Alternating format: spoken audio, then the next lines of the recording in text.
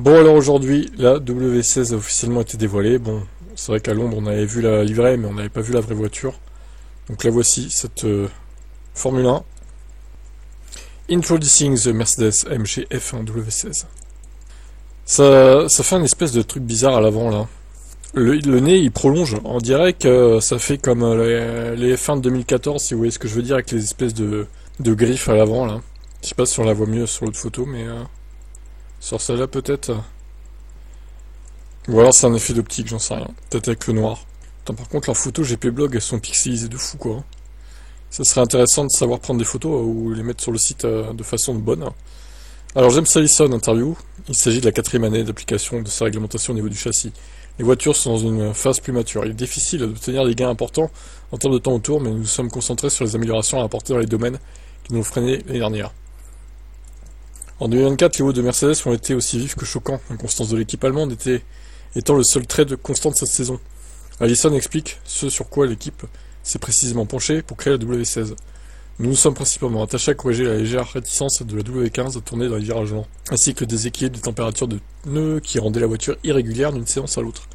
À quel point les changements ont été substantiels, chaque surface aérodynamique a été modifiée, la W16 a également été dotée d'une nouvelle suspension avant et d'autres changements sous la peau de la W16 pour remédier à certaines de ses caractéristiques les plus difficiles de son prédécesseur.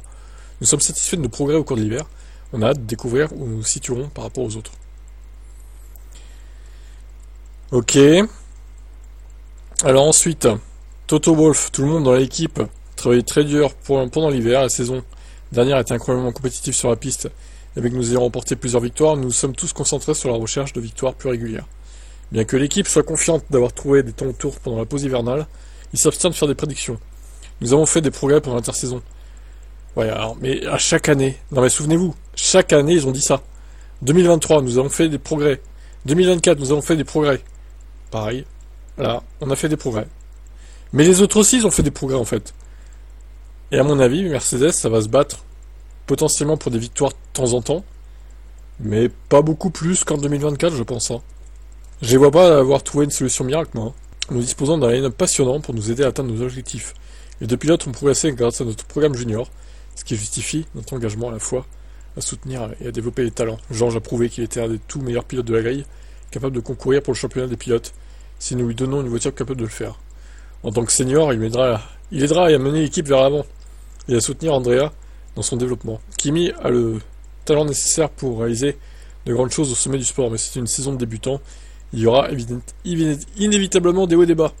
On a hâte de faire ce voyage ensemble et de l'aider à se développer au cours de l'année. Très bien. On termine avec George Russell. J'ai l'impression que l'année dernière a été ma plus forte en F1. La saison à venir sera ma 7ème dans ce sport et la 4ème avec l'équipe Mercedes. Je travaille dur pour m'améliorer d'année en année. En tant qu'équipe, nous sommes incroyablement motivés pour faire mieux que la saison dernière. Il y a une grande énergie au sein des usines. Je suis impatient de prendre la piste. C'est excitant d'avoir un nouveau coéquipier à la personne de Kimi Antonelli. Il est incroyablement rapide. Je pense que nous allons former un excellent partenariat. Naturellement, il a beaucoup à apprendre pour sa première saison. J'ai hâte de l'aider à le faire et de travailler ensemble pour faire avancer l'équipe. Ouais, bon, le line-up m'envoie pas du rêve. Alors, Antonelli, bon, j'attends de voir. Il peut peut-être être très bon, mais je pense qu'il va surtout casser de la Mercedes cette année, plus qu'autre chose. Après, bon, on aura peut-être une bonne surprise. Peut-être qu'il devancera régulièrement Russell en deuxième partie de saison. On verra ça. Bon, en tout cas, encore une fois, Russell, hein, c'est un des pilotes que j'aime pas sur la grille, donc je m'en fous de ses perfos en fait à lui.